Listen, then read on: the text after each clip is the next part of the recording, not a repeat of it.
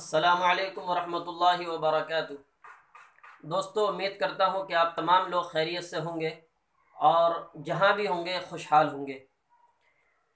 दोस्तों, आज का जो हमारा फार्मूला और हमारा जो नुस्खा है वो ऐसे लोगों के लिए है कि जो अपने पेट की समस्या से जूझ रहे हैं, जिन्हें पेट की समस्या अक्सर रहती है, जो अपने पेट से परेशान रहते हैं कि खाई हुई ग़िज़ा उन्हें हज़म नहीं हो पाती और जो कुछ भी वो खाते हैं सही तरीके से पच नहीं पाता है।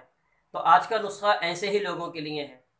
और आप एक बात अच्छी तरह समझ लें कि हम जो कुछ भी खाते हैं अगर वो हमें नहीं पच रहा है तो उसकी कोई ना कोई वजह होगी, कोई ना कोई कारण उसका ज़रूर होता है।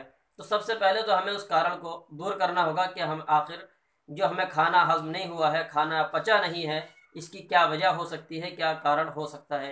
या तो वो चीज़ हमें हज़म नहीं हो पाती, यानी कि वो हमारे बॉडी को मुवाफ़िक नहीं हो पाती है, हमारी बॉडी उसको बर्दाश्त नहीं कर पाती है। बाज़ लोगों का ऐसा मिजाज होता है कि कोई भारी चीज़ वो खा लेते हैं कि जिनका मैदा उस चीज़ को हज़म नहीं कर पाता है। तो सबसे पहली चीज़ तो हम उस के खाने में, उस चीज़ के खाने में एहतियात बरतें, कम खाएं या उस चीज़ को बिल्कुल ना खाएं।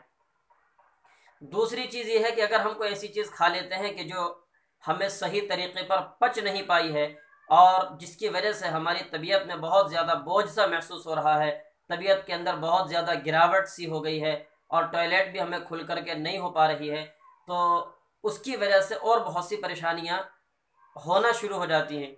अगर आपको टॉयलेट खुल कर के नहीं होती है तो अगर इसको ज़्यादा टाइम हो जाता है, फिर इसके वजह से और बहुत सारी बीमारियां के गैस बनना और तेज़ाबियत बनना, पेट में दर्द रहना, बुखार की हरारत रहना और भी बहुत सारी बीमारियां जन्म ले सकती हैं। तो ये कुदरत का निज़ाम है कि जो भी कुछ हम खाते हैं वो हमारी बॉडी के लिए फ़ायदेमंद होता है। अब उस चीज़ के अंदर जो चीज़ फ़ायदे की होती है वो हमारी बॉडी के अंदर रह जाती है और जो चीज़ हमारी बॉडी के लिए नुकसानदेह होती है उसका जिस्म से निकलना, बॉडी से बाहर निकलना उसका ज़रूरी होता है। तो हमें टॉयलेट खुल कर के हो, रोज़ाना हो, ये हमारी सेहत के लिए बहुत ज़्यादा मुफीद और फ़ायदेमंद है।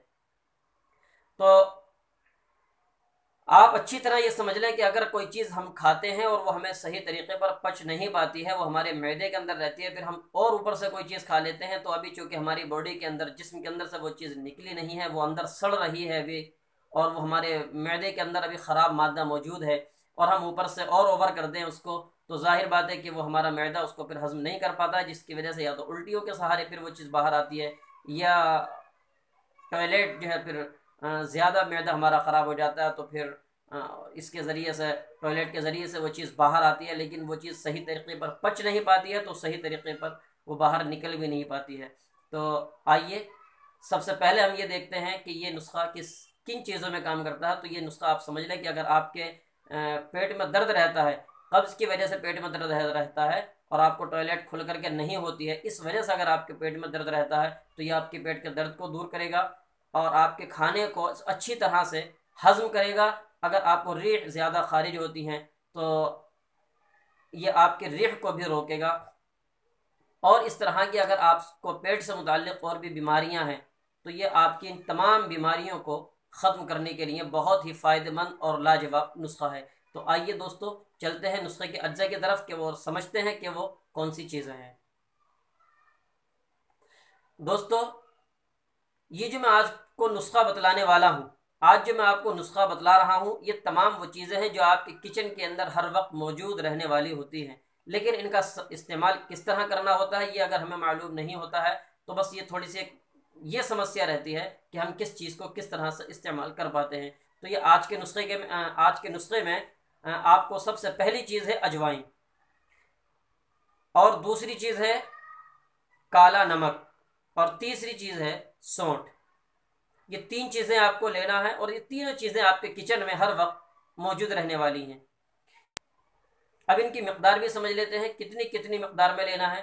तो अजवाइन आपको ये 12 ग्राम लेना है और सौंठ ये आपको 6 ग्राम लेना है और काला नमक ये आपको 3 ग्राम लेना है। ये तीनों चीज़ें आपको कूट छान करके बारीक पाउडर की शक्ल में तैयार कर लेनी है। जब तीनों चीज़ें अलग अलग कूट छान करके तैयार हो जाएं तब तीनों को आप मिक्स कर लें। यह आपका एक नुस्खा और एक फार्मूला तैयार हो गया है। अगर आपको इस तरह की कोई परेशानी है तो आप इसे इस्तेमाल कर सकते हैं। अब इसका इस्तेमाल करने का तरीक़ा क्या होगा वो भी हम समझते हैं। अगर आपको पेट में दर्द रहता है तो आप गुनगुने पानी से आधा चम्मच इस्तेमाल कर सकते हैं।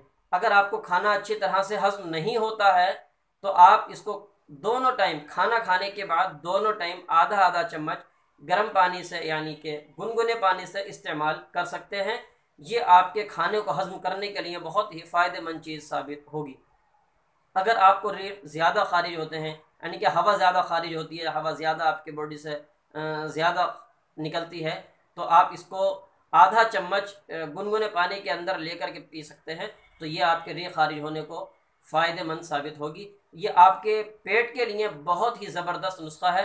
आप इसे एक मरतबा ज़रूर इस्तेमाल करें, ज़रूर आजमाएं और अपने दोस्तों में इसको शेयर भी करें ताकि दूसरे लोग भी अगर इससे फ़ायदा उठाएं तो उनके लिए भी और आपके लिए भी बेहतर साबित होगा। दोस्तों आज के लिए इतना ही।